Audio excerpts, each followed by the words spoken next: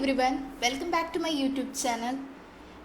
After a long break, നമ്മൾ വീണ്ടും videos ഇട്ട് തുടങ്ങുകയാണ്. First of all thank you all. First ചാനലിൽ അപ്ലോഡ് ചെയ്തിട്ടുള്ള വീഡിയോ 37K ക്രോസ് ചെയ്തു.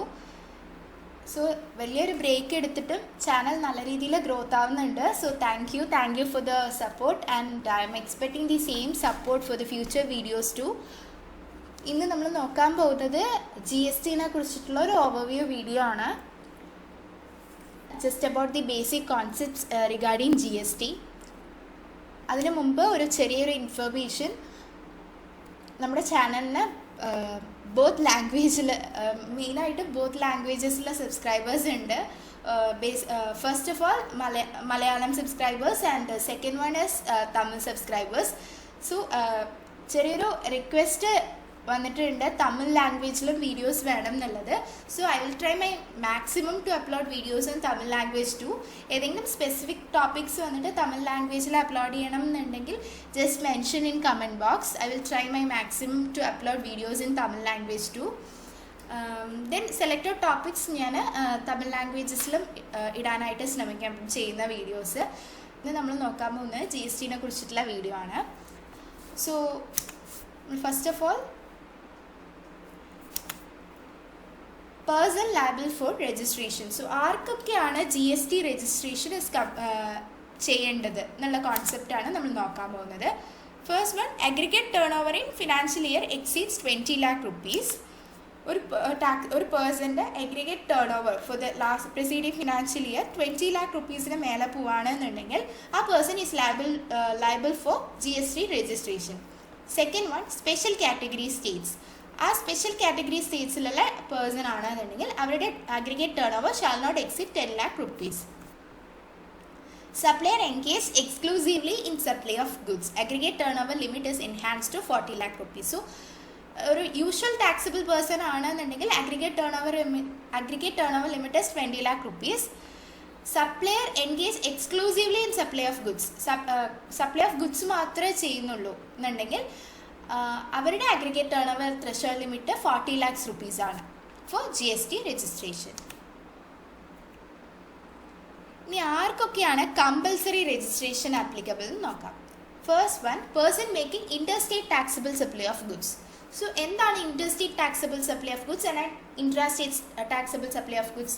Intrastate taxable supply of goods means ഒരു പേഴ്സൺ വിത്തിൻ ദ സ്റ്റേറ്റ് ആണ് സപ്ലൈ ഓഫ് ഗുഡ്സ് ചെയ്യുന്നതെന്നുണ്ടെങ്കിൽ it's termed as intrastate taxable supply of goods. Interstate taxable supply of goods means it's between the states, which means it's supply of goods from one state to another state. Okay, then അങ്ങനെയുള്ള person ആണെന്നുണ്ടെങ്കിൽ it's compulsory registration is applicable. Casual taxable person making taxable supplies. Person required to pay tax under RCM, reverse charge mechanism. അപ്പോൾ RCM കോൺസെപ്റ്റിൻ്റെ താഴെ ആരെങ്കിലും tax pay ചെയ്യുന്നുണ്ടെങ്കിൽ ആ person is compulsory registration ക്രൈറ്റീരിയയിൽ വരും.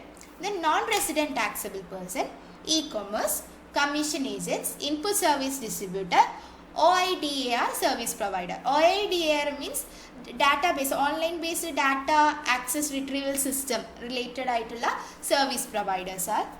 ഇതൊക്കെയാണ് കമ്പൽസറി രജിസ്ട്രേഷൻ ക്രൈറ്റീരിയയിൽ വരുന്ന suppliers. Person not liable for registration. ഇപ്പോൾ നമ്മൾ ആർക്കൊക്കെയാണ് രജിസ്ട്രേഷൻ വേണ്ടതെന്ന് നോക്കി. ഇനി അടുത്തത് വന്ന് നോക്കാൻ പോകുന്നത് person not liable for registration. Supply of goods and services not liable to tax.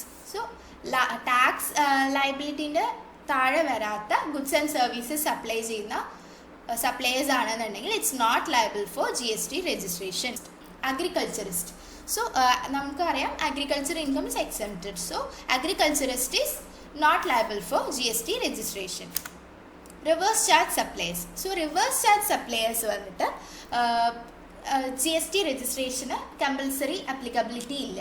ഇപ്പോൾ നമ്മൾ ഫസ്റ്റ് കോൺസെപ്റ്റിൽ പറഞ്ഞത് RCM കോൺസെപ്റ്റിന് താഴെ ടാക്സ് പേ ചെയ്യേണ്ടി വരുന്നവർ അവർക്ക് കമ്പൽസറി രജിസ്ട്രേഷൻ വേണം. പക്ഷെ RCM സപ്ലയേഴ്സ്, RCM കോൺസെപ്റ്റിന് താഴെ വരുന്ന സപ്ലയേഴ്സ് വന്നിട്ട് GST registration is not required. So എന്താണ് RCM കോൺസെപ്റ്റ് എന്നുള്ളത് ഈ വീഡിയോ തന്നെ ലേറ്റർ ഓൺ ഡിസ്കസ് ചെയ്യും.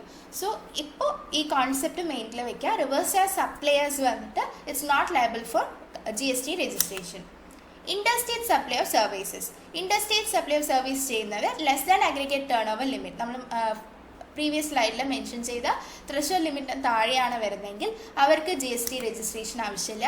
അതേപോലെ തന്നെ interstate supply of notified hand craft goods നമ്മൾ മെൻഷൻ ചെയ്തിട്ടുള്ള അഗ്രിഗേറ്റ് ടേൺ ഓവർ ലിമിറ്റിന് താഴെയാണെന്നുണ്ടെങ്കിൽ അവർക്ക് GST രജിസ്ട്രേഷൻ ആവശ്യമില്ല. Then casual taxable person making interstate supply of hand craft goods less than aggregate turn over limit. Casual taxable person interstate supply of hand craft goods ആണ് supply ചെയ്യുന്നത്, അതും aggregate turn over ലിമിറ്റിന് താഴെയാണെങ്കിൽ നമുക്ക് GST registration is not required. So നമ്മൾ compulsory registration നോക്കി, ആർക്കൊക്കെ registration ചെയ്യണം, ആർക്കൊക്കെ GST registration is not applicable നോക്കി. ഇനി അടുത്തത് വന്ന് നമ്മൾ ഡിസ്കസ് ചെയ്യാൻ പോകുന്നത് GST audit, types of GST audit. Basically, there are 3 types of GST audit: turnover based audit, normal audit, general audit, special audit. So, turnover based audit ആരൊക്കെയാണ് perform ചെയ്യുന്നതെന്ന് വെച്ചാൽ ടാക്സ് പെയർ അപ്പോയിൻറ്റ് ചെയ്യുന്ന chartered accountant or cost accountant ആണ് turn based audit perform ചെയ്യുക. അത് CGST act പ്രകാരം tax പെയറിൻ്റെ turnover 2 crores മേലെ പോവുകയാണെന്നുണ്ടെങ്കിൽ അവരുടെ accounts and records GST audit ചെയ്യണം.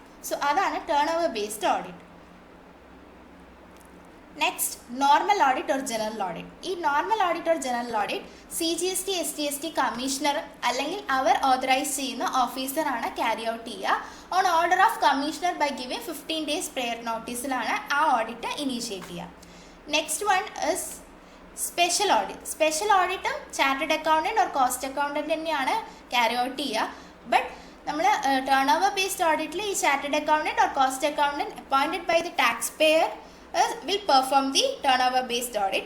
പക്ഷേ സ്പെഷ്യൽ ഓഡിറ്റിൽ കമ്മീഷണർ നോമിനേറ്റ് ചെയ്യുന്ന CGST or SGST commissioner nominate ചെയ്യുന്ന chartered accountant or cost accountant ഈ ഡെപ്യൂട്ടി ഒരു അസിസ്റ്റൻറ്റ് കമ്മീഷണർ ഇഷ്യൂ ചെയ്യുന്ന ഓർഡർ റിസീവ് ചെയ്തിട്ടോ ഇല്ലെങ്കിൽ പ്രെയർ അപ്രൂവൽ റിസീവ് ചെയ്തിട്ടോ ആയിരിക്കും സ്പെഷ്യൽ ഓഡിറ്റ് പെർഫോം ചെയ്യുക. The next concept reverse charge mechanism. Usually നമ്മൾ RCM എന്ന് മെൻഷൻ ചെയ്യും. In GST generally, supplier of goods or services is liable to pay GST. But in specified cases like imports and other notified supplies, the liability may be cast on the recipient under the reverse charge mechanism. So, എന്താ പറയുന്നതെന്ന് വെച്ചാൽ GSTയിൽ usually നമ്മൾ പറയും suppliers ആണ് GST pay ചെയ്യുക.